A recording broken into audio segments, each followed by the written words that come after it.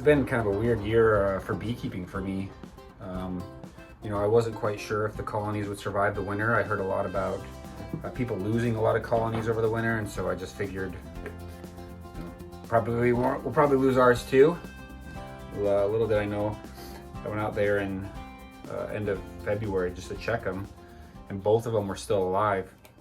At that point, I'd already ordered a couple more nukes just in case, because I didn't want to be too late with it.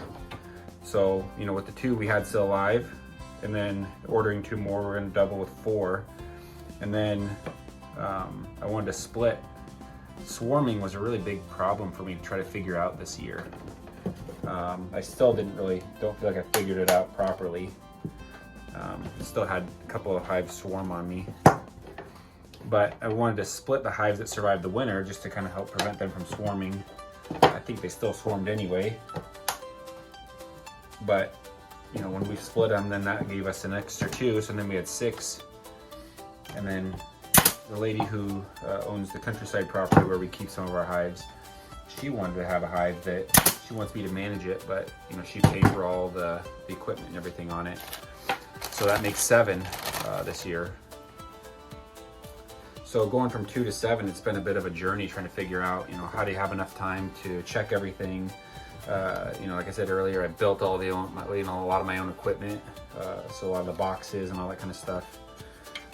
It just takes a lot of time.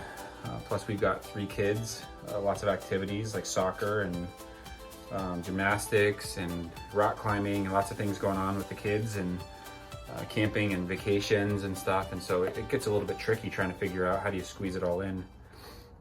I've been teaching my wife and her friend how to do hive inspections with me, because that really helps, having them kind of come out and they'll take a hive and I'll take a hive, and it kind of cuts down the inspection time in half.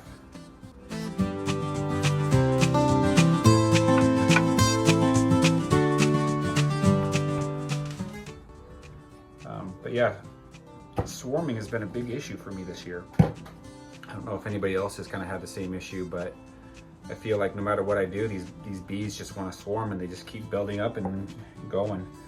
I think I did a couple of things wrong as well too. Trying to learn my mite treatments and when you can do things, when you can't do things. I put some apivar strips on on the splits when I had to split them out, thinking I had lots of time before they would fill out that hive and need to have supers put on. So those apivar strips came off just kind of mid-June. At that point, as soon as they came off though, the hive was already kind of busting at the seams trying to swarm. So I couldn't add my supers on just yet,